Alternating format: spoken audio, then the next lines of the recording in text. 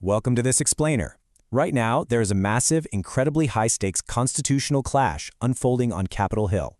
It's a totally fascinating intersection of law, politics, and congressional power. So, a Senate committee has just voted to hold Dr. Anthony Fauci, the nation's former top infectious disease official, in contempt of Congress. The core issue at play here? His repeated invocation of the Fifth Amendment during a highly contentious hearing about the federal government's COVID-19 pandemic response. We're going to look at the facts completely impartially, break down the exact legal arguments from both sides of the aisle, and figure out exactly what this means going forward. Okay, let's dive into this. Here's our roadmap. We'll cover the contempt vote, Fauci's Fifth Amendment defense, the Republican argument, the Democratic rebuttal, and finally, those unprecedented next steps. Section 1. The contempt vote explained. A Senate committee's decision, driven by a strict party line vote of 8 yeas to 5 nays. To really grasp the gravity of this situation, we need to understand what contempt of Congress actually is.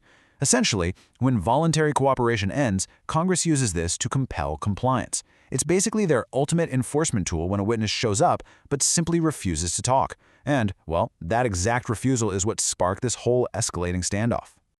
Moving to Section 2. Fauci's Fifth Amendment defense. The right against self-incrimination.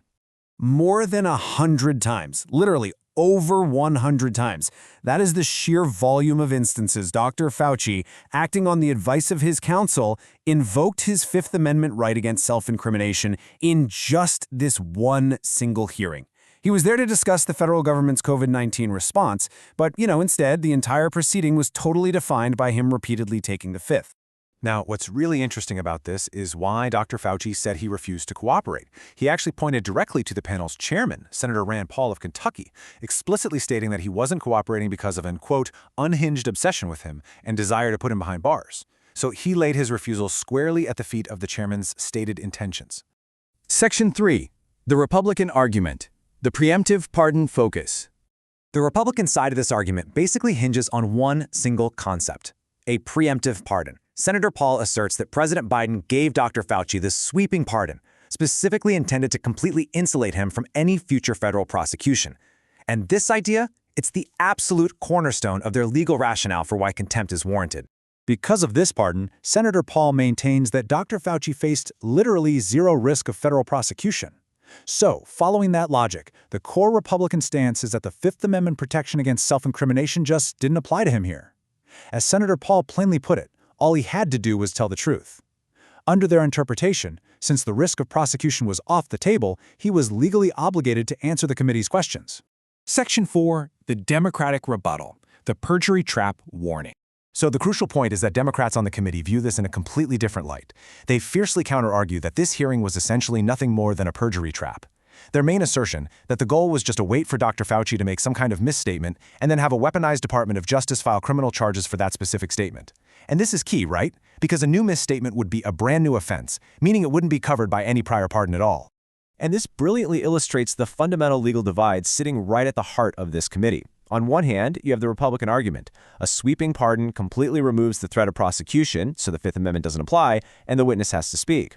On the other hand, you've got the Democratic argument. Forcing a witness to speak creates a real risk of new misstatements, which generates entirely new legal liability that the pardon wouldn't cover. It is a totally fascinating high-stakes constitutional stalemate. Section 5. The unprecedented next steps. Bypassing the Senate floor. Let's move to and see how this builds. Because of this massive deadlock, the path forward here is highly unusual. Instead of the standard full Senate floor vote, Senator Paul intends to send the contempt recommendation directly to the Justice Department. But, well, there's a massive catch. That specific maneuver has to be officially approved by Vice President J.D. Vance. If he does approve it, the referral lands right on the desk of the Justice Department, and they hold the ultimate power to decide whether or not to actually pursue criminal contempt charges. Now, as you might imagine, trying to completely bypass the full Senate floor vote is definitely raising some eyebrows across the legal community. Experts are already weighing in, and the consensus is pretty crystal clear. This unconventional move would almost certainly face a very lengthy court challenge. So we're likely just at the very beginning, definitely not the end, of a heavily protracted legal battle over congressional authority and executive protections. Which leaves us with this absolutely massive question to think about. With this unprecedented attempt to bypass the full Senate floor, will this fundamentally change how Congress enforces its subpoenas and lawful demands in the future? I mean, think about it. If a single committee, backed by the vice president, can bypass the Senate entirely, it could literally rewrite the playbook for congressional oversight forever. It's a complex, constantly evolving story that goes way beyond Dr. Fauci. It touches the very core of our constitutional system. Thanks so much for joining me for this explainer. We'll definitely be watching this legal showdown very, very closely.